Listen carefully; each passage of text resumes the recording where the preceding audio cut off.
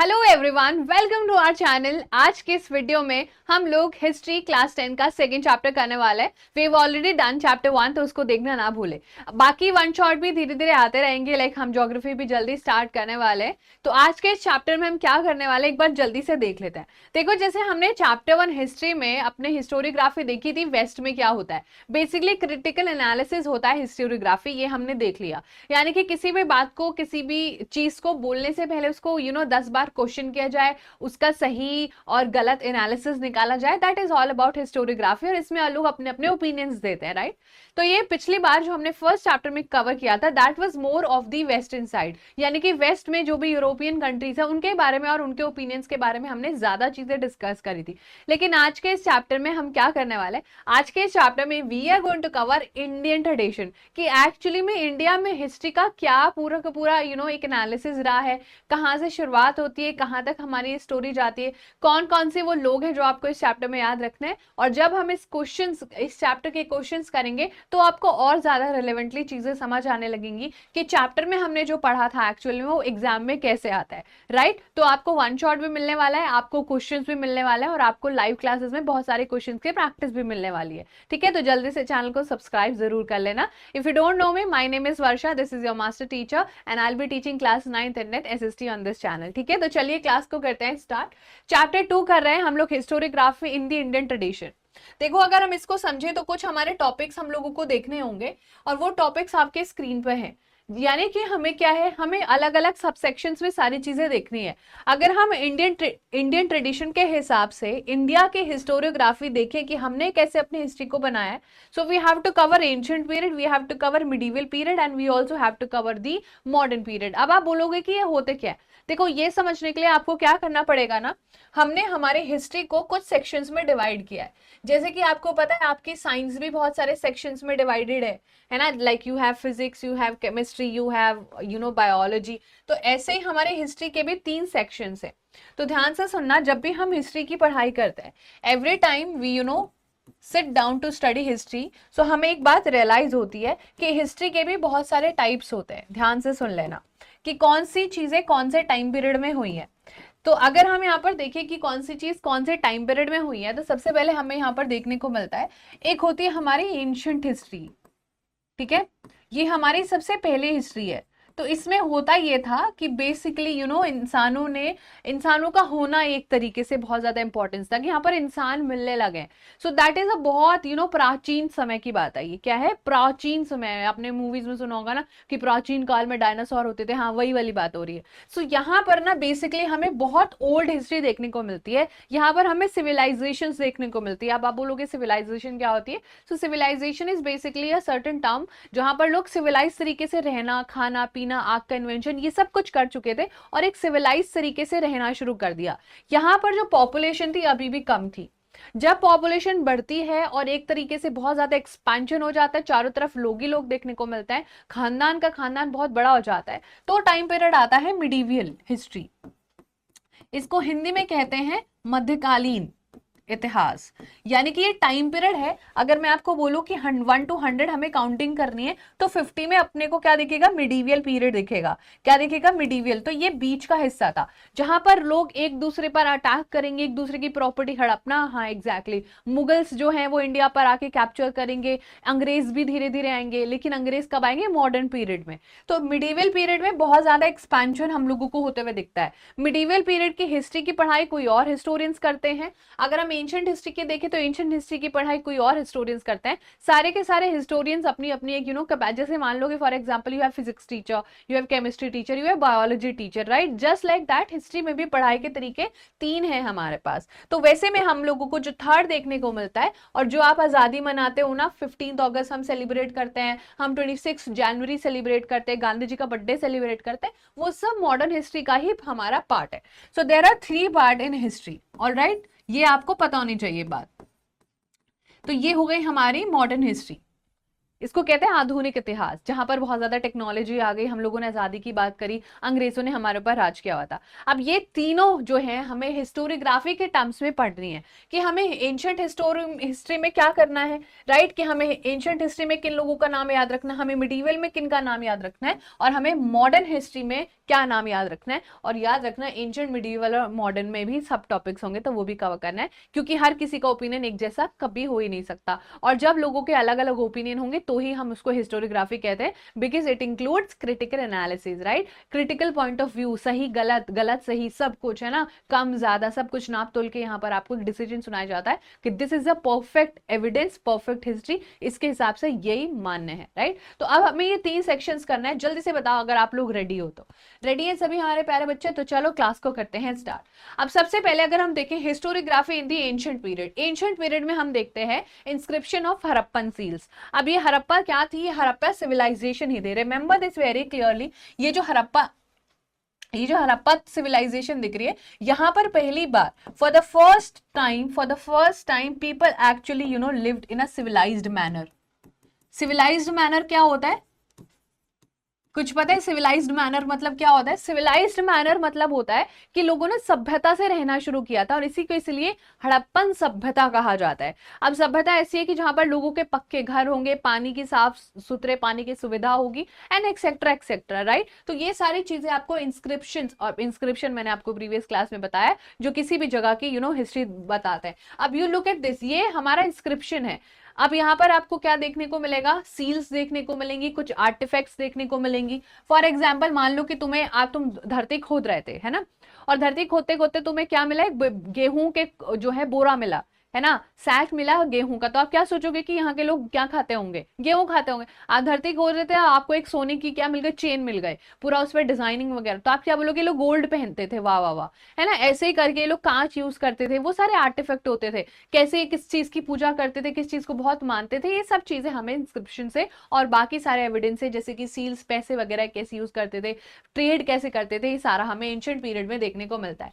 Indian have mastered the art of writing as early as the 3rd millennium BCE, which is before common era, और perhaps even before that. हम लोगों ने बहुत पहले art of writing discover कर ली थी। अब ये इतने पुराने जमाने की बात है कि डायनासोर से भी जो है पहले की जो है बातें हैं। However, the Harappan script is not yet successfully deciphered. अब ये क्या लिखा है? बेसिकली हमें जो कुछ एविडेंस मिला है ना हड़प्पन जो सिविलाइजेशन से, वो आज तक हम पढ़ नहीं पाए कि उसमें क्या लिखा है। उनकी जो पूरी स्क्रिप्ट है आज तक हम पढ़ ही नहीं पाए हैं कि एक्चुअली में लिखा क्या हुआ है वो। सो रिमेंबर कि हड़प्पन स्क्रिप्ट आज तक नहीं पढ़ी गई है। Remember this very clearly. क्यों नहीं पढ़ी गई भाई? नहीं समझ में आ रहा है। अगर मैं तुमको क्लास में इंग्लिश बोलने लगूँ तो तुम्हें नहीं समझ में आएगा ना। सेम ये लोग क्या बोलते थे, हमें कैसे पता होगा? हमें कोई कुछ कल बोलता है, हम वो भूल जाते हैं। हमें हड़प्पन सभ्यता का तो क्या ही याद रहेगा, है ना। हम एक जो है मैथ्स का क्वेश्चन करते हैं, हम एक एसएसटी भूल जाते हैं। हमारा तो मैम पूछो मत बस, ठीक है। चलो, तो ये हमने देखा। अर्लीस्ट नोन राइटिंग्स थोड़ी सी देख लेते हैं। The earliest known written documents of historical nature found in India in the form of inscription. तो जितने भी चीजें हमें अभी तक मिली हैं, they are completely in the form of inscriptions. और inscription क्या होते हैं वो मैंने आपको दिखा दिया। They are basically किसी चीज पर या तो दीवार पर लिखवा देते हैं या फिर किसी पीस ऑफ पेपर पे लिखवा देते हैं, लेकिन वो पढ़े गए हैं या नहीं पढ़े गए वो डिपेंड करता है। They are dated to the 3rd century BC, that is Empire Ashok Maurya time. Ashok Maurya आपको बताएं कि ये बहुत बड़े राजा थे, हम पुरानी क्लासेस में सारी चीजें पढ़ के आए हैं। His edicts are inscribed on natural rock and stone pillars. अब जो यहाँ पर आपको जो दी अशोका, ये अपने आपको दी अशोका कहलाते थे, है ना। तो इनका नाम जो है काफी ज्यादा फेमस है, देव नाम पिया दसी दसी, है ना, बहुत बड़ा नाम लगता है क्योंकि देवों को प्रिय। ये अपनी बहुत तारीफ करके लिखवाते थे कि मैं तुम्हें एक स्टूडेंट को बुला लूं, यहाँ पे इधर आओ बेटा, इधर आओ, चला मेरे बारे में एक पूरा पैराग्राफ लिखो, है ना, और जो है उसके ऐसे पूरी तलवार दिखा के उसको लिखवाइए। तो ये यही वाला काम करते थे। बट रिमेंबर कि अशोक अपने ज्यादा से ज्यादा इंस्क्रिप्शन या एडिक्स ज्यादा से ज्यादा नेचुरल पत्थर पर और आपके स्टोन पिलर्स पर लिखवाता था, जो कि आपको इन फोटोज में आराम से देखने को मिल जाएगा। कोई दिक्कत कोई परेशानी यहां तक? आई होप कि कोई दिक्कत परेशानी नहीं हुई होगी। From the 1st century CE, inscription began to occur on coins. अब धीरे धीरे सिक्कों पर लिखना शुरू कर दिया। आपने हम जो सिक्का यूज करते हैं, जो अभी करंटली यूज करें किसी सेंचुरी में, लाइक अभी जो 10-20 का जो भी सिक्का होता है, 25 का तो नहीं आता है, उस पर लिखा होता है ना कि धारक को सूचित किया जाता है 20 रुपीज, है ना, उसको माना जाता है कि वो हो ये 20 रुपीज है। वरना तुमको बोला अरे मैंने तो बोला ये मेरी तरफ से तो 40 रुपए, नहीं, ऐसा नहीं होता ना। तो इन लोगों ने धीरे धीरे कॉइन्स पर लिखना शुरू कर दिया, मेटल्स पर लिखना शुरू कर दिया, स्कल्पचर बनाने शुरू कर दिया, और ऑल्सो कॉपर प्लेट्स पर भी ये सारी चीजें लिखने लगे। इन पर क्या मिलता था? ऑब्वियसली इन पर इंपॉर्टेंट हिस्टोरिकल इंफॉर्मेशन हमें मिल जाती थी। हमें पता चलता है कि देखो कौन सा राजा था, क्या राजा का नाम था, उस राजा के बाद कौन आया, है ना, राजा के बाद राजा ही उसका बेटा बन रहा था, समझ रहे हो, ये सारी जो जियोलॉजी है वो हमें पता चल रही थी, उसका कितना ज्यादा एरिया था, उन कॉइन्स पर लिखा होता था, उन चीजों पर लिखा होता था, जो हिस्ट्री को हिस्टोरियोग्राफ करने में बहुत ज्यादा हमें हेल्प होती है। हम एडमिनिस्ट्रेशन देखते हैं कि भाई पैसा वो कैसे कमाते थे, लोग पैसा देते थे क्या, क्या राजा जो है धरती से खोद खोद के अपना खजाना खर्च करता था, ये राजा बहुत अच्छा था, लोगों को बहुत अच्छे से रखता था, ये राजा बहुत बेकार था, लोगों से जबरदस्ती अलग अलग टाइप के टैक्सेस लेता था। किंगडम्स क्या थी, उनके पॉलिटिकल इवेंट्स क्या क्या थे, social organisation, climate, famine etcetera, सब पता चल जाता है। आपको पता है कि जब अभी कोविड टाइम आया था, I don't know if you remember, क्योंकि आप लोग बहुत छोटे होंगे जब कोविड टाइम आया होगा, तो है ना, 5th या 6th क्लास में ही होंगे, बहुत बढ़िया, ऐसे बहुत बुढ़ा बुढ़ा फील हो रहा है, बट एनीवेज, अब आप खुद सोचो कि जब ऐसा टाइम आया, तो आपने आई डोंट नो सुना है या नहीं कि 100 साल पहले भी ऐसा ही हुआ था, लेकिन 1920 भी एक ऐसा ही बहुत भयंकर जो है फेमाइन आया था, बहुत भयंकर पैंडमिक आया था, जिसके वजह से बहुत ज्यादा लोग मर गए थे। सो हिस्ट्री की वजह से ही तो हमें वो पता है ना कि हाँ वो हुआ होगा, because it's written, it there is proof of that कि that you know that thing actually happened। तो ये सारी चीजें आपको ये बताती हैं कि जो भी उस टाइम हुआ होगा, हमें उसके बारे में इंस्क्रिप्शन से, इन डेटा से, आर्टिफैक्ट से और इन सील से सब कुछ पता चल जाता है। उसके बाद हम बात करें कुछ लिटरेरी सोर्सेज इन एंशिएंट इंडिया। एंशिएंट इंडिया क्या है, जब हमने एक प्रॉपर तरीके से रहना शुरू किया था, that is our ancient India. Literary sources यानी कि जो हमें लिखी हुई सोर्सेज मिली हैं, कि हम ऐसा कैसे कह सकते हैं कि ऐसा हुआ होगा। तो सबसे पहले देखो, एक हमें एपिक लिटरेचर मिला है, that is Ramayana and Mahabharata, we all know that, और ये हमें उस टाइम का सारा हिस्टोरिकल कॉन्टेक्स्ट और कल्चरल जो भी वैल्यूज थे उसके बारे में बताती है, और ये हमारा बहुत इंपॉर्टेंट है। Remember this very clearly, this is very very important. अगर हम पुराण्स की बात करें, तो they contain genealogies of kings and description of ancient kingdoms, कि इन्हीं पुराण्स में लिखा होता था कि सोसाइटी में लोग कैसे रहने वाले हैं, राजा के बाद कौन राजा बनेगा, क्या राजा बनने के लिए कोई बहुत बड़ी लड़ाई होगी, क्या राजा बनने के लिए कोई बलिदान देना पड़ेगा, will there be any sacrifice to become raja. So ये सारी चीजें इन्हीं में लिखी होती है, और ये दोनों आपको बहुत अच्छे से पता होनी चाहिए, these are very very important. तो अगर आपको कल क्वेश्चन आ जाता है कि लिटरेरी सोर्स बताओ एंशिएंट इंडिया में, तो एंशिएंट इंडिया पहला सोर्स है, फर्स्ट हमने वहीं से ही शुरू किया था, तो वो क्या हो जाएगा, एपिक लिटरेचर, जिसमें 2 एग्जाम्पल है, which is Ramayana and Mahabharata, and then we have Purana, जिसमें कि हमें जियोलॉजी ऑफ किंग्स एंड उनके डिस्क्रिप्शंस मिलते हैं, राइट। उसके बाद थोड़े और देखो, रिलीजियस टेक्स्ट भी देख लो, कि कुछ कुछ लोग अपने रिलीजियस चीजों को ऑल्टरनेट पर्सपेक्टिव बताने के लिए बहुत सारे जगहों पर जाते थे, और बुद्धिस्ट टेक्स्ट हमारे पास सबसे ज्यादा और जैन टेक्स्ट सबसे ज्यादा मिलते हैं, यानी कि जो कि बुद्धिज्म और जैनिज्म को प्रमोट करते थे। अब होता ही ऐसे था, I just tell you, Jainism and Buddhism, ये 2-3 चीजें हैं जो कि आपको पर्टिकुलरली याद रखनी है। एक्चुअली में जब भी लोग एक जगह से दूसरी जगह ट्रैवल करते थे ना, तो अपने साथ कुछ ना कुछ लेके जाते थे, रिटन डॉक्यूमेंट लेके जाते थे। सेम आपको नहीं बताया तो आई जस्ट टेल यू कि सबसे पहले ना जो लिखने वाली चीज थी वो चाइना में आई थी। राइटिंग का जो स्टाइल था या लिखने का जो पूरा का पूरा कंसेप्ट था, पेपर बनाना, लिखना, उस पर पढ़ना, क्योंकि यहाँ पर एक सिविल सर्विसेज एग्जाम होता था चाइना में, जो अपने इंडिया में आज भी होता है, तो वहां पर ना लोग लिख के पढ़ते थे और एग्जाम देते थे, तो उसके लिए उन्हें बुक्स चाहिए होगी ऑब्वियसली, और ये चाइना से पहुंच गया जो है बाकी कंट्रीज में।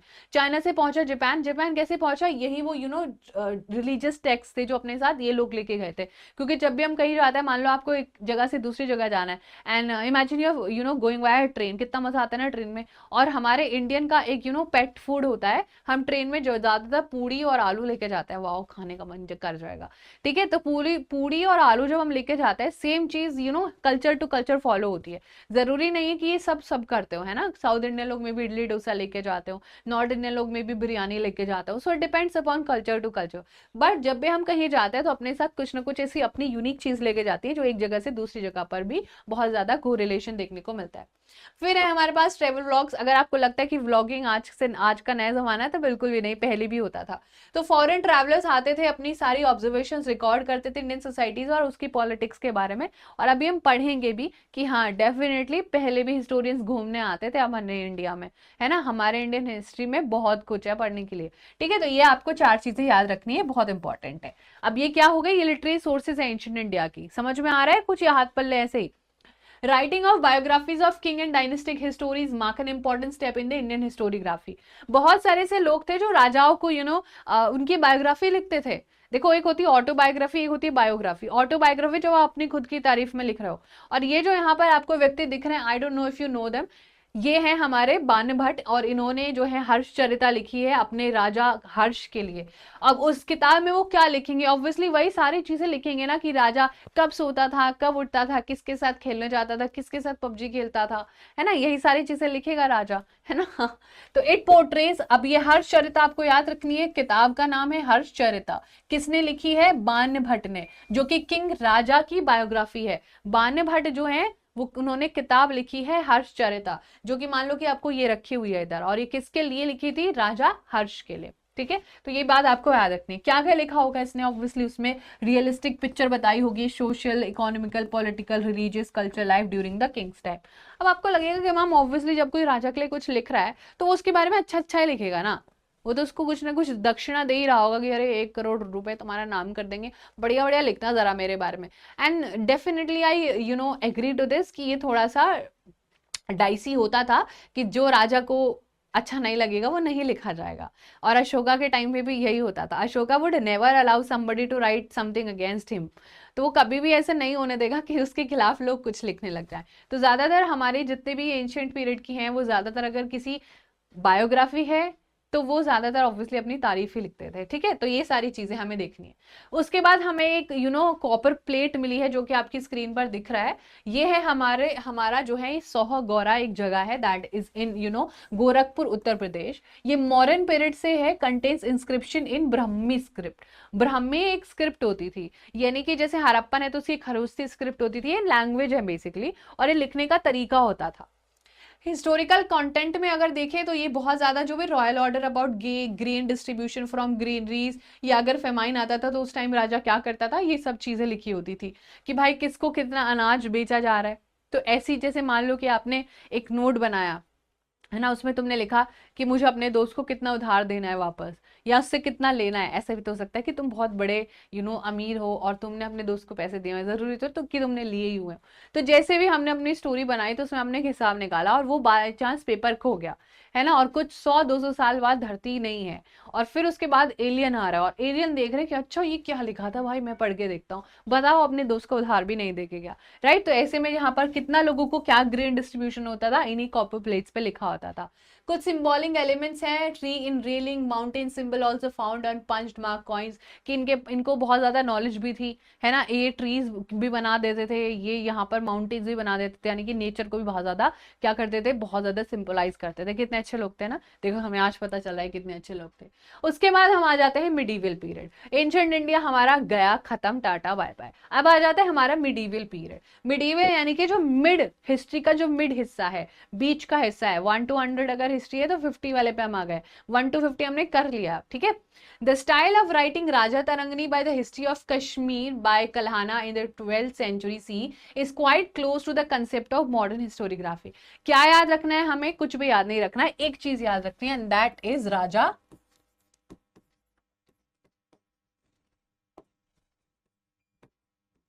राजा तारंगिनी। इसमें क्या है, ठीक है, ये क्या है, ये क्या है, हिस्ट्री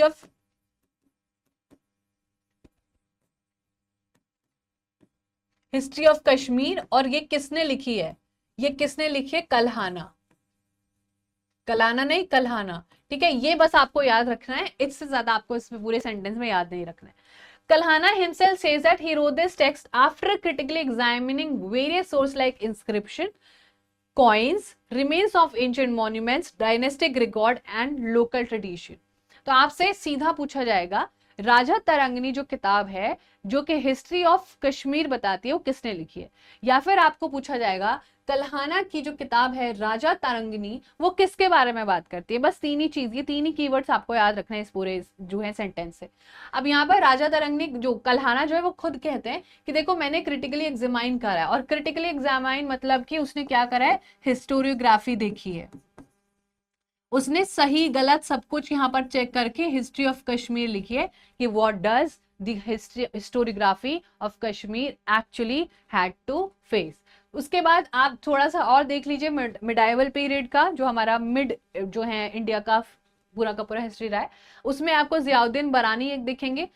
ये ऐसे हिस्टोरियन थे जो मुस्लिम रूलर्स के कोर्ट में थे, और ये अरबी और पर्शियन लैंग्वेज में रिमेंबर दिस वेरी क्लियरली, ठीक है। ये जो है दो बोधी लैंग्वेज, तो ये बहुत ज्यादा इन्फ्लुएंस हुए थे बोधी लैंग्वेजेस से, तो बहुत इंपॉर्टेंट हो जाता है और ये जो है बहुत इंपॉर्टेंट एक प्लेस भी होल्ड करते हैं अपनी मिडिवल हिस्टोरियोग्राफी में। अगर हम इनकी बात करें, इन्होंने एक बुक लिखी है Tarikh Firoz Shahi, the book written by him, he has stated the purpose of historiography. और इस बुक में इन्होंने जो हमारा हिस्टोरियोग्राफी का पर्पस होता है उसके बारे में बात करी है। कहा है कि according to him the historian duty is not limited only to the recording of the ruler's will or the policies of the welfare, but also he should write about the ruler's failing and his incorrect policies। तो उन्होंने बोला कि देखो, जैसे तो कोई भी राजा होगा वो अपनी तारीफें लिखवाएगा, कोई भी अपनी गलत या बुराई नहीं लिखवाएगा किसी भी बुक में। तो उन्होंने बोला, किसने बोला, आपके जियाउद्दीन बरानी ने बोला कि देखो मैं ये बोलता हूँ कि जो भी राजा एग्जिस्ट करता है उसको एक अपना पॉइंट ऑफ व्यू, एक बैलेंस पॉइंट ऑफ व्यू देना चाहिए। आम तौर पर किसी से भी गलती हो सकती है और उस गलती को एक्सेप्ट करने का हिम्मत भी होना चाहिए। तो ये हमारे जियाउद्दीन बरानी ने कहा। अगर हम बाबर की बात करें, who obviously existed during the medieval time, तो ये फाउंडर है मुगल एम्पायर के, और मुगल एम्पायर ने जो रूल किया इंडिया पर उसको सबका पता है, सब जानते हैं मुगल एम्पायर ने कितना ज्यादा रूल किया है। और इन्होंने अपनी लिखी थी autobiography. Now you know the difference between biography and autobiography. Biography is जो आप किसी से लिखवा रहे हो लेकिन खुद के बारे में, ऑटोबायोग्राफी जो आप लिख रहे हो लेकिन खुद के लिए और खुद से ही लिख रहे हो, दैट इज ऑटोबायोग्राफी। तो इन्होंने, बाबर ने अपनी ऑटोबायोग्राफी लिखी थी and that was Tuzuke Baburi. Tuzuke Baburi आपको पता होना चाहिए किसकी ऑटोबायोग्राफी है, ये क्वेश्चन आपको एग्जाम में जरूर पूछा जा सकता है। और ये एग्जाम अगर क्वेश्चन आ गया है तो आपको आंसर भी फिर पता होना चाहिए। तो बाबर की तुजुके बाबरी आपको बताती है कि कैसे उसने अपनी ऑटोबायोग्राफी लिखा। उसने उसमें क्या लिखे होंगे, ऑब्वियसली उसके बैटल्स, जो भी उसके इंपॉर्टेंट बैटल रहे होंगे, जो भी उसने उन बैटल्स में सीखा, उन बैटल से उसने दूसरों को सिखाया, या इन जनरल उसने क्या क्या चीजें सीखी, उसके ऑब्जर्वेशंस क्या क्या थे, वो अपने माइन्यूट माइन्यूट ऑब्जर्वेशन किसी सिटी को लेके, किसी रीजन को लेके, किसी भी ट्रैवल एरिया पर वो जा रहा है तो उसकी इकोनॉमी कैसी है, उसके वहां पर कौन से कल्चर्स या कस्टम फॉलो होते हैं, राइट। और यहाँ पर उसने बहुत ज्यादा वेजिटेशंस भी वो बहुत ज्यादा नोटिस करता था। And that is how we know कि इन्होंने दुनिया की बहुत फेमस बैटल्स लड़ी हुई हैं। If you know those battles do let me know in the comment section definitely.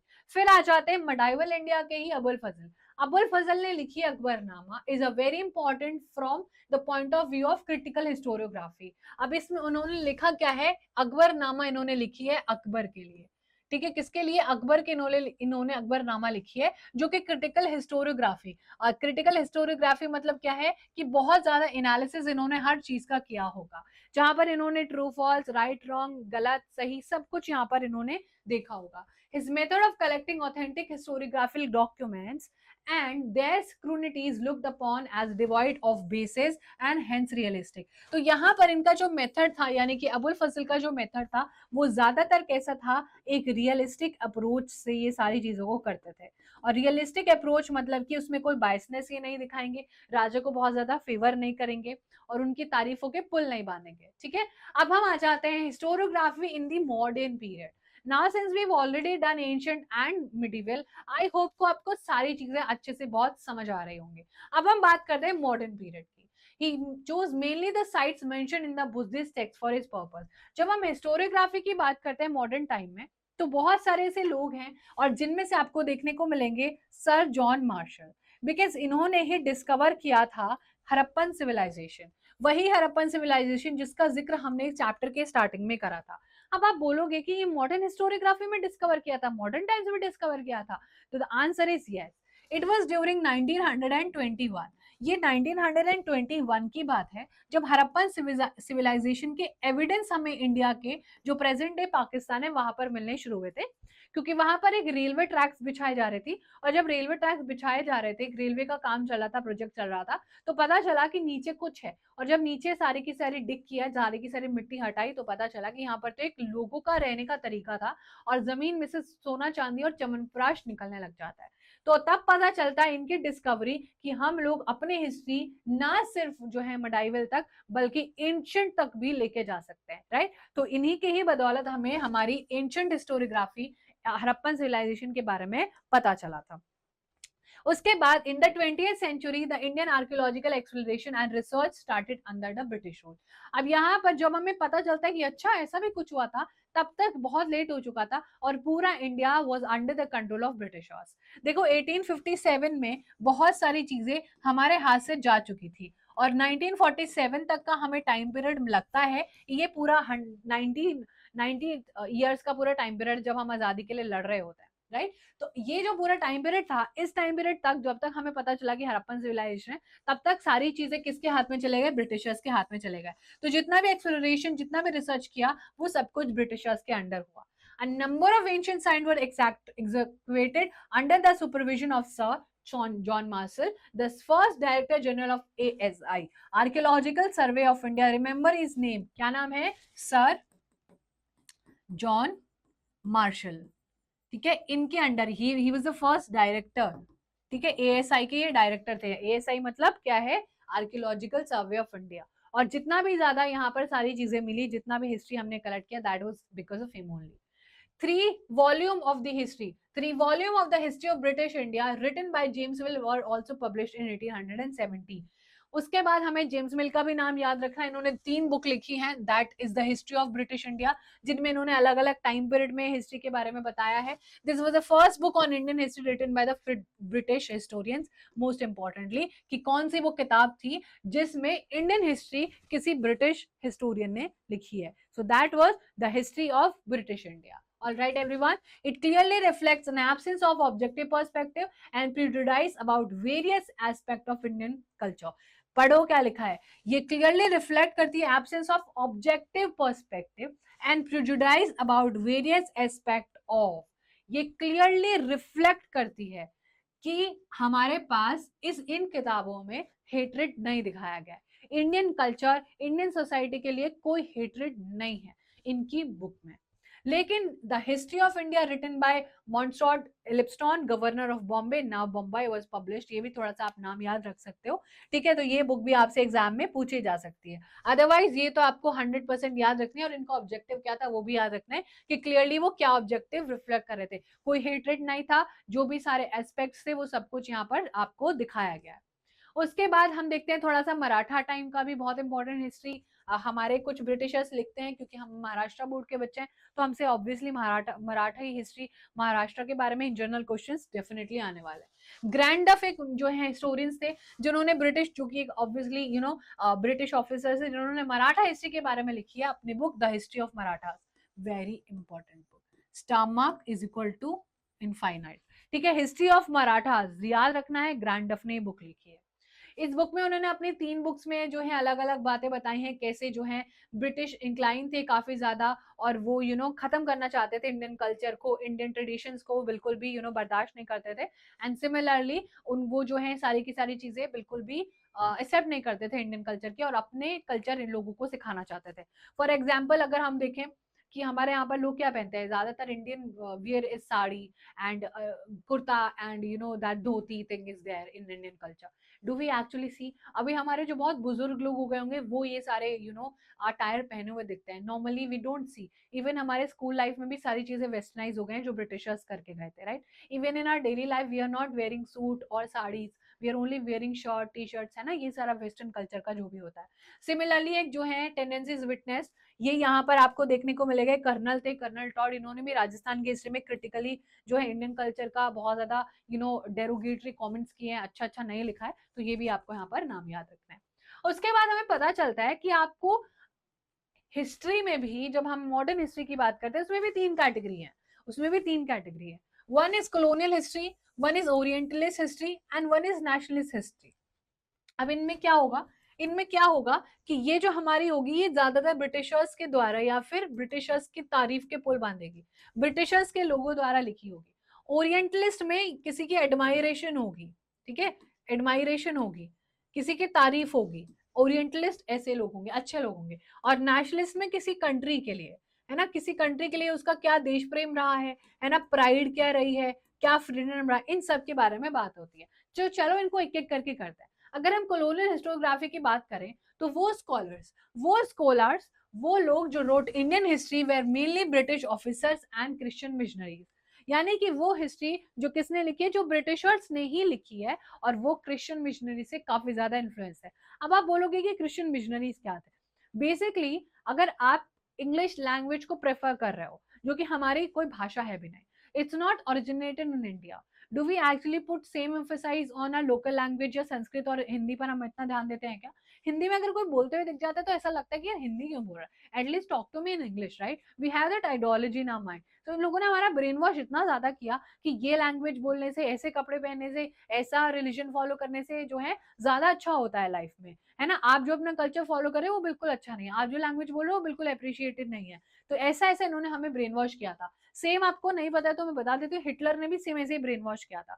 Hitler को कुछ कम्युनिटी के लोग पसंद नहीं थे तो उनको बोलता था तुम्हारी नाक मोटी है, तुम्हारी आंखें बेकार हैं, तुम अच्छे नहीं दिखते हो, तुम्हारे अंदर से स्मेल आती है, तुम्हारी हाइट छोटी है, ऐसे ऐसे डेरोगेटरी कमेंट्स करता था. और उन लोगों को इतना ब्रेन वॉश कर दिया कि वो लोगों को लगता था कि हाँ सच में हमें बहुत कमी है और इससे अच्छा तो मैं मर ही जाना चाहिए.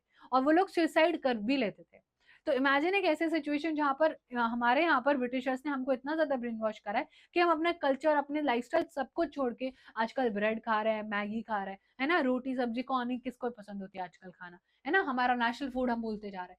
Their prejudice is clearly reflected in the way some of them have ridiculed Indian culture. और बहुत सारे तो ऐसे स्टूडेंट्स हैं जिन्होंने इतनी बेइज्जती करी इंडियन कल्चर की कि वो साफ दिखता है उनकी राइटिंग्स में कि कितनी नफरत करते थे हम लोगों से, चिढ़ते थे, है ना? Jealous people. The writings were used to justify the colonial British rule. और वो अपनी राइटिंग से जस्टिफाई करते थे कि कैसे साइंस भी यही चाहता है कि आप इंग्लिश बोलो, है ना? ऐसा कुछ भी नहीं होता है कि आप अपना कल्चर फॉलो करो, आपने जो पहना है ये तो बेकार है, ऐसा कुछ भी एग्जिस्ट नहीं होता है. ऐसी ऐसी चीजें उनकी राइटिंग्स में रिफ्लेक्ट करती थी. और ऐसी एक किताब भी है, the 5 volume of Cambridge history of India, जो कि 1922 1937 के बीच में एग्जाम्पल है, बहुत ही फेमस, जिसमें कॉलोनियल हिस्टोग्राफी में और इंडियन कल्चर को रिडिक्यूल करते हुए आपको देखने को मिलेगा.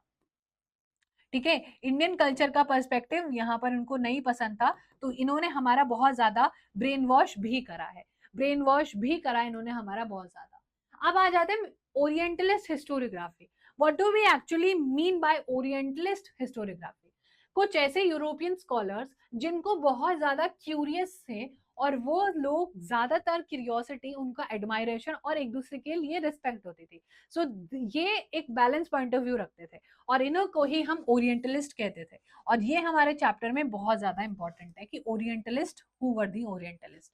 सो सम ऑफ दो स्कॉलर्स जो कि हमारा क्या करते थे, एडमायरेशन और एक दूसरे सिटीज के लिए, एक दूसरे कंट्रीज के लिए बहुत ज्यादा एडमायरेशन रखते थे, वो स्कॉलर हमारे ओरिएंटलिस्ट हिस्टोरियोग्राफी लिखते थे. ठीक है, अनलाइक द कॉलोनियल वंस. अगर हम ओरिएंटल हिस्टोरियोग्राफी की बात करें, the orientalist studied the similarities between Sanskrit and even some of the European languages. ये लोग इतने अच्छे थे कि तो सिमिलैरिटीज ढूंढने लग जाते थे कि देखो हम लोगों की भाषा अलग हो सकती है, हम लोगों का पहनने का तरीका अलग हो सकता है, but we are all living the same life, है ना? हमारे अंदर एक ही जान है, हमें हमारे अंदर ब्लड भी एक ही टाइप्स के हैं, मतलब एक टाइप्स के, मतलब कुछ ऐसा नहीं किसी के अंदर EFG के LMNO, है ना? सबके अंदर या तो A positive, B positive, AB positive, O negative, ये सारे ब्लड से ग्रुप ही होंगे. तो कुछ ना कुछ सिमिलैरिटीज तो हमारे अंदर है, हम एक दूसरे से बिल्कुल अलग नहीं है कि तुम एलियन और हम ज्यादा बहुत बड़े ह्यूमन बींग्स है. और इन्होंने बहुत ज्यादा फोकस किया वैदिक tradition and even Sanskrit culture पर भी बहुत ज्यादा फोकस करा. Their studies resulted into formulating notion of an ancient language which could be the mother of all Indo-European languages. तो एक ऐसे हिस्टोरियन जिन्होंने बीच का रास्ता निकाल लिया, और कुछ कुछ वर्ड्स होते हैं, वो वर्ड्स आज हमारे यहाँ पर भी यूज हो रहे हैं और वो बाहर के कल्चर में भी यूज हो रहे हैं. इन्होंने एक ऐसा रास्ता निकाला. तो ओरिएंटलिस्ट हिस्टोरियोग्राफी किसके बारे में बात करती थी? एडमायरेशन एंड सेल्फ रिस्पेक्ट, और इन जनरल एक दूसरे के कल्चर को रिस्पेक्ट करना, जिसमें आपको सर विलियम जॉन्स एक बहुत इंपॉर्टेंट नाम देखने को मिलेंगे. इन्होंने इंडियन कल्चर को बहुत ज्यादा अप्रिशिएट किया है. थोड़े बहुत जो भी चीजें इनको लगती थी कि यहाँ पर सुधार होना चाहिए, there should be a reforms, और वो बहुत अच्छे के लिए ही होते थे. और इन्होंने यहाँ पर फाउंड करी थी एशियाटिक सोसाइटी इन कोलकाता. इन्होंने दुनिया के लिए रिसर्च के डोर ओपन किए थे. इन्होंने कोलकाता में बच्चों को पढ़ाना शुरू कर दिया था, और उनको उनकी लैंग्वेज में पढ़ाना शुरू कर दिया था. ठीक है, जैसे कि अगर आपको नहीं पता है तो पहले के जमाने में स्कूल जो होते थे गुरुकुल जैसे होते थे, जहां पर गुरु क्या करते थे, सिर्फ स्टोरी सुनाते थे, रिटन और लिखने विखने का भी कुछ नहीं होता था, बोर्ड वगैरह एग्जिस्ट नहीं करते थे. तो ऐसे टाइम में ये लोगों को बहुत ज्यादा शिक्षा दे रहे थे, एजुकेशन दे रहे थे आपके जेम्स विलियम. और इन्होंने बहुत ज्यादा अपने हिस्ट्री, हमारे हिस्ट्री में योगदान भी दिया. Among the orientalist scholars Friedrich Max Muller deserve a special mention. तो ओरिएंटल स्कॉलर्स आप थोड़े बहुत याद रख सकते हो, जैसे कि विलियम जॉन्स आपने याद रख लिया। उसके बाद आप मैक्स मुलर प्लीज याद रखना, क्योंकि आपको पूछा जा सकता है कि 3 नाम बताओ। अब आप मेरा नाम तो बताओगे नहीं, है ना, अपना नाम भी नहीं बता सकते हो, तो किसका नाम बताओगे? ऑब्वियसली आपके ओरिएंटलिस्ट हिस्टोरियोग्राफी का नाम बताओगे। ठीक है, ये बातें आपको याद रखनी। फिर आ जाते हैं हम नेशनलिस्टिक हिस्टोरियोग्राफी। अब ये nationalist historiography, what do we mean by this? देखो, the writing of Indian historians who were trained in the British educational system show an inclination to restore the pride in the ancient glory of India and self-esteem of the Indian readers. इसका क्या मतलब है? देखो, कुछ ऐसे historians जो चाहते थे, the writing of Indian historians, जो कि ब्रिटिश एजुकेशन जो है उन्होंने ली तो है, बट फिर भी उनका जो प्राइड है अपनी एंशियंट हिस्ट्री जो रही है और जो हमारी self esteem of Indian readers है उसके बारे में ज्यादा बात करती है। कि बेसिकली आपने इंग्लिश भाषा तो सीख ली, आपने सारी चीजें लर्न कर ली, बट आपका इंक्लिनेशन अभी भी अपने पुराने कल्चर के लिए। फॉर एग्जाम्पल आपको कोई बोले कि देखो आप ना कल से स्कूल में जो है शर्ट पैंट पहन के आना, और आपने वो किया, आपने बहुत अच्छे से सारी अपनी स्कूलिंग पूरी करी, लेकिन जब आपकी स्कूलिंग पूरी होगी तो आपने बोला कि नहीं, जो शर्ट पैंट पहनने में मेरा एब्सेंस हो रहा है ना मेरे कल्चर का, वो मुझे बिल्कुल पसंद नहीं आ रहा है। अब मैं क्या करने वाला हूँ, अब मैं अपने कल्चर में वापस आऊंगा, अपने यहाँ का जो मेरा वेयर है, like if you look at him, तो ये क्या है, पूरा का पूरा अटायर है जो कि इनके कल्चर से बिल्कुल एब्सोल्युटली मैच करता है, राइट? तो ऐसी चीजों के लिए मोटिवेट करते हैं, जिनमें से आपको बहुत सारे लोग देखने को मिलेंगे। तो ऐसे में आपको एक महाराष्ट्र के नेशनलिस्ट राइटर हैं, बहुत इंपॉर्टेंट, उनको आपको याद रखना है, and that is Vishnu Shastri Chiplunkar. ठीक है, इनका नाम आपको याद रखना है। इन्होंने बहुत अच्छी हिस्टोरियोग्राफी लिखी है, और जो कि obviously nationalistic point of view से है। He criticized the prejudice history of ancient India written by British officers. अब ब्रिटिश ऑफिसर जितना भी यहाँ पर क्या लिखते थे, हेट्रेट यहाँ पर लिखते थे, उसको इन्होंने बहुत ज्यादा क्रिटिसाइज करा है कि जो भी इन्होंने लिखा है वो एब्सोल्युटली रबिश है, और ऐसा बिल्कुल भी नहीं है। हम अपने एंशिएंट इंडिया को उतना ही एक नेशनलिस्टिक अप्रोच से देखते हैं, हमारे अंदर एक पूरा राष्ट्र भावना है, हमारे ऊपर एक राष्ट्र प्रेम का आज भी एग्जिस्ट करता है, और हम अपने कल्चर को बिल्कुल भी छोड़ने वाले नहीं है। उसके बाद नेशनलिस्ट हिस्टोरियंस को कहा जाता है कि ये गोल्डन एरा में काम करते थे, इनके वजह से इतिहास एकदम उस टाइम सोने का होता था। और ये बात आपको याद रखनी है कि कौन से हिस्टोरियंस को गोल्डन एरा के इंडियन हिस्टोरियंस कहा जाता है। गोल्डन एरा में कौन से हिस्टोरियंस आते हैं? तो वो हिस्टोरियंस जिन्होंने ब्रिटिशर्स के खिलाफ आवाज उठानी शुरू करी थी, बिकॉज ऑफ द फैक्ट कि इनके पास एजुकेशन आ गई थी, है ना, इनके पास एक सेंस आ गई थी, गलत और सही की क्रिटिकल एनालिसिस ये लोग कर पाते थे।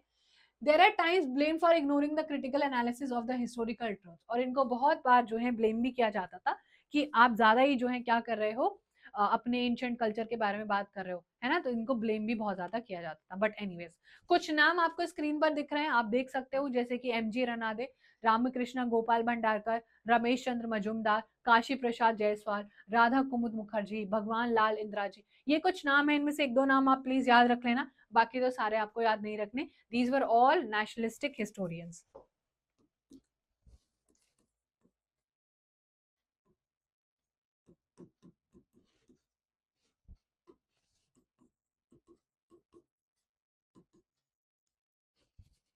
They were all nationalist historians. ये चीज आपको पर्टिकुलरली याद रखनी है। ठीक है, उसके बाद हमारे पास एक बहुत इंपॉर्टेंट है, इनकी ये 22 वॉल्यूम्स की बुक है, ये आपको प्लीज याद रखनी है। ये हमारे नाम है इतिहास सची साधने। ठीक है, ये नाम आपको याद रखना है बहुत importantly.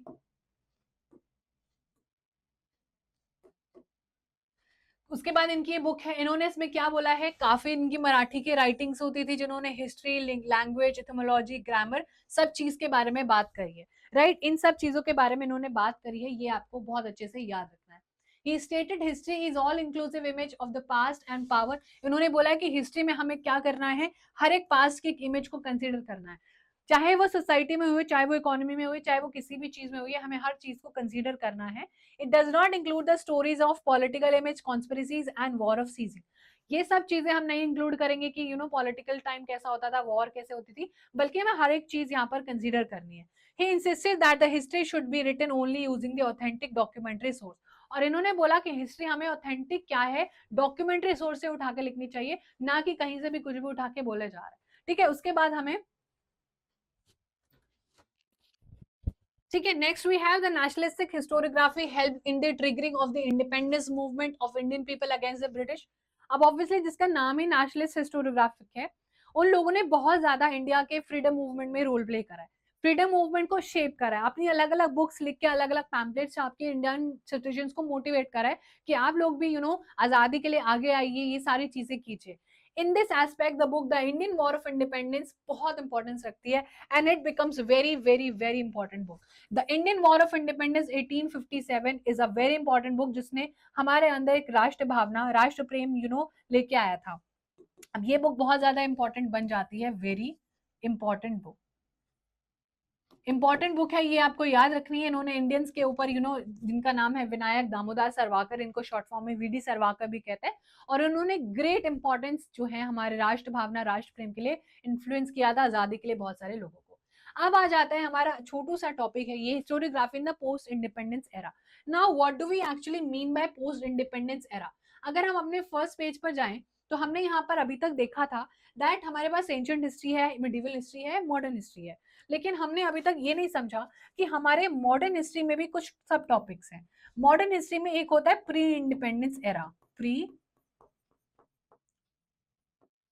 Independence era, then we have post independence era.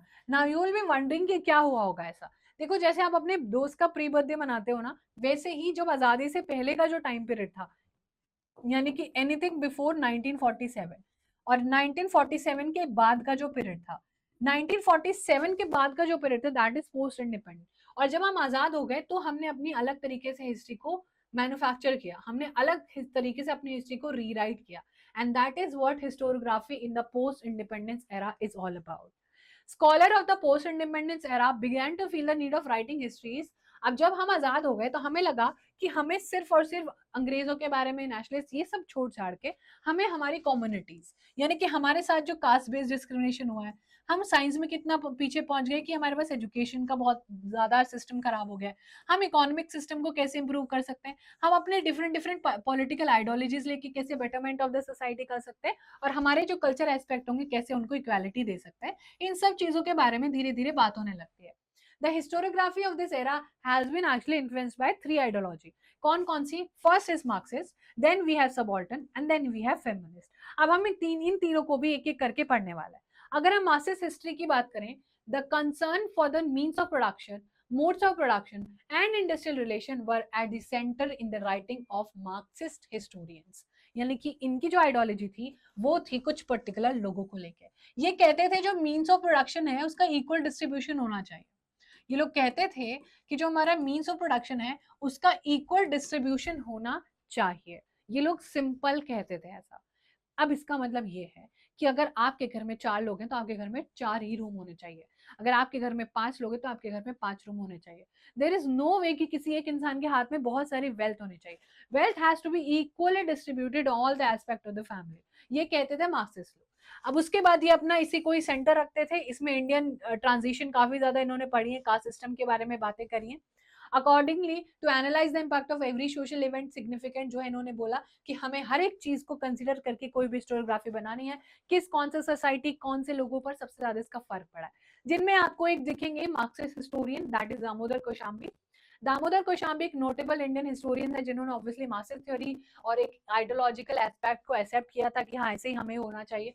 उसके अलावा आर एस शर्मा, इरफान हबीब, रोमिला थापर काफी इंपॉर्टेंट नाम है जिन्होंने ये आइडियोलॉजी फ्रेमवर्क करके हिस्ट्री में काफी ज्यादा किताबें लिखी हैं, और उन्होंने बोला है कि सोसाइटी में equal distribution of wealth and सब कुछ होना चाहिए। Then we have R S Sharma, यहाँ इनकी फोटो लगाई गई है।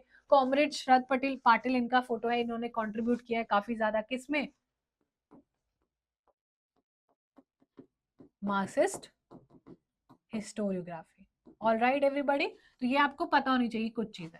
उसके बाद आ जाता है हमारे पास सबाल्टर्न हिस्ट्री। अब what do we actually mean by subaltern history?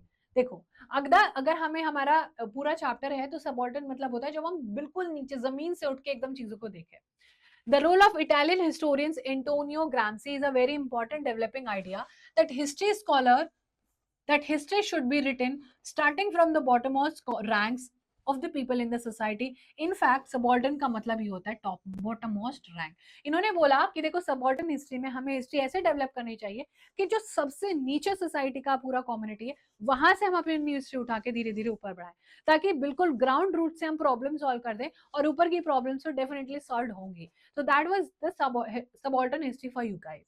फ्लॉकलॉर, इसमें फ्लॉकलॉर जो होता है वो बहुत इंपॉर्टेंट सोर्स कंसिडर किया जाता है. बेसिकली आपने देखा होगा कि आपकी नानी दादी आपको कुछ बचपन में कहानी सुनाती होंगी, अभी भी सुना सकती हैं. तो वो कहानी जो आपकी नानी दादी आपको सुना रही है, जो स्कूल में आपका एक करिकुलम उससे बिल्कुल भी मैच नहीं करता होगा, राइट? क्योंकि नानी और दादी एकदम ग्राउंड रूट से वो स्टोरी हमें सिखाती हैं. तो ऐसी कहानी, ऐसी चीजें जो एकदम ग्राउंड से उठ रही हैं, ग्राउंड इश्यूज को एड्रेस कर रही है, एकदम बॉटम से उठ के आ रही है, वो हमारी सबॉल्टर्न हिस्ट्री होती है. जिनमें से आपको रंजीत गोवा एक बहुत इंपॉर्टेंट नाम देखने को मिलेगा, जिन्होंने काफी ज्यादा अपना नाम स्टैब्लिश करा है आपकी सबाल्टर्न हिस्टोरियोग्राफी में, सबाल्टर्न हिस्ट्री में, and that is also the post independent era. उसके बाद हमारे पास कुछ और भी लोग हैं जो ये कहते हैं कि देखो सबाल्टर्न तो हमने नाम दिया, लेकिन उससे पहले भी कुछ लोग बॉटम ऑफ द सोसाइटी की बात कर रहे थे. जैसे कि यहाँ पर आपको देखेंगे Jyotiba Phule, and then you will see doctor Bhimrao Ambedkar.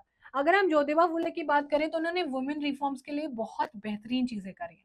इन्होंने महिलाओं का जीवन इतना ज्यादा अच्छा किया है कि ऑल बिकॉज ऑफ हिम आज विमेन को बहुत ज्यादा राइट्स मिलता है. इन्होंने विडो रीमैरिज की बात करी, यानी कि आपको पता है जब कोई महिला विधवा हो जाती थी तो उसको दोबारा जो है शादी करना अलाउड नहीं था, उसकी पूरी लाइफ वेस्ट हो जाती थी.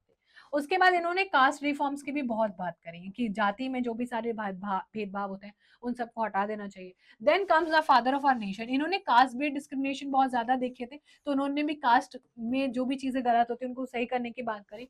उन्होंने बहुत ज्यादा एजुकेशनल रिफॉर्म्स के बारे में बात करी, एजुकेशन को लेके. और जो रिजर्वेशन आप लोग देखते हो, वो रिजर्वेशन जो बॉटम से ये लोग दिलाते हैं, आपको पता है ना रिजर्वेशन दिया जाता है, like you must have heard about SC ST, है ना, और ओबीसी, ये सब आपने सुना होगा. ये हमारे बॉटम से उठा के सबाल्टर्न हिस्ट्री में आपके डॉक्टर भीमराव अंबेडकर के वजह से ही ऐसा दिखता है. Doctor Bhimrao Ambedkar focusing on the fact consistently wrote 2 books. इन्होंने 2 बुक लिखी है जो आपको याद रखनी है. हु वर द शूद्रास, क्योंकि ये शूद्रास जो है सोसाइटी में, जो हमारे SC ST होते थे उनको बहुत सारे राइट नहीं होते थे. सेम हैंडपंप से पानी नहीं पिए दिया जाने जाता था. सेम स्कूल में अगर वो पढ़ने जा रहे हैं तो बच्चे जो है टेबल पे बैठे हैं, चेयर पे बैठे हैं, तो इनको जमीन पे बिठाया जाता था. इनको पानी पिलाने के लिए पियोन रखा जाता था अलग, जो ऊपर से इनको पूरा पानी डाल के पिलाता था. अगर वो पियोन नहीं आते तो उस दिन ये पूरे दिन प्यासे रहते थे, राइट? तो कुछ ऐसे होते थे. और उनकी दूसरी बुक है the untouchables, may be cited as example of history of subaltern doctor Bhimrao Ambedkar type. तो यहाँ पर क्या है, इन्होंने ये सारी की सारी चीजें देखी हैं, डॉक्टर भीमराव अंबेडकर. फिर हमारे जो है चैप्टर का छोटा सा पोर्शन है, दैट इज फेमिनिस्ट हिस्ट्री. अब फेमिनिस्ट हिस्ट्री क्या होता है, चलो देख लेते हैं. Over a significant period of time mainly male scholar were involve in writing of Indian history. Obviously आज भी आप देखोगे कि बहुत कम जो है आपको परसेंटेज में विमेन वर्किंग दिखेंगी, विमेन एज हिस्टोरियंस दिखेंगी, विमेन एज डॉक्टर्स दिखेंगी, राइट? तो आज भी सिग्निफिकेंटली बहुत सारी फीमेल हिस्ट्री नहीं लिखती थी, लेकिन एज अ रिजल्ट जब बहुत सारी विमेन अचीवमेंट करने लगे तो हमें उनके हिस्टोरियोग्राफी भी पढ़नी पड़ेगी, हम उसको नेग्लेक्ट नहीं कर सकते. It was important to study and compile the historical writings of women as well. It was also necessary to rethink of women's position in history. और women की position in history जनरल क्या रही है वो भी हमें पता होना चाहिए. The feminist literature of the post-independence era concentrated on the issues.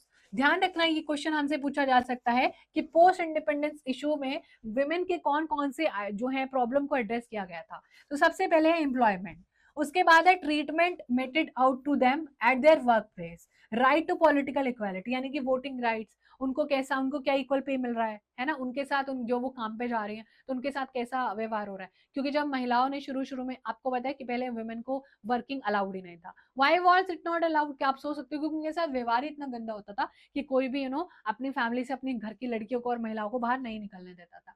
उसके बाद among women authors writing about women in 19th century, for example Tarabai Shinde, नाम याद रख लेना, बहुत इंपॉर्टेंट है, बहुत से भी बहुत इंपॉर्टेंट है. Was the foremost one. उनकी बुक है स्त्री पुरुष तुलना, जहां पर इन्होंने कंपैरिजन किया है कि एक महिला का जीवन और एक पुरुष का जीवन, एक मेल फीमेल का जीवन कितना डिफरेंस होता है और कितना डिफिकल्ट होता है एक दूसरे से. और इन्होंने ये बुक अपनी 1882 में लिखी थी और इसको first feminist book in India भी कहता है. Very very important. Pandita Ramabai was publish entitled the high caste Hindu women, और कैसे जो हाई कास्ट हिंदू वुमेन है और जो लोअर बैकग्राउंड से बिलोंग करती थी, कैसे उन लोगों के साथ सारी चीजें होती थी, ये 2 बुक आपको याद रखनी है. तो अब इस चैप्टर में हमें इतना ही पढ़ना था कि हमारे इंडियन ट्रेडिशन में हिस्टोरियोग्राफी को कौन से पर्सपेक्टिव से देखा गया। बहुत इंटरेस्टिंग चैप्टर था, आई नो। अब हम इस चैप्टर के क्वेश्चंस करेंगे जब हमारा सेशन लाइव होगा, लेकिन जो हमारी नेक्स्ट क्लास आने वाली है that is going to be on Monday, and on Monday we'll be doing हमारा हिस्ट्री चैप्टर 1 के question. So thank you so much everyone, and sending all lots of love. See you in the next class. Bye bye, take care.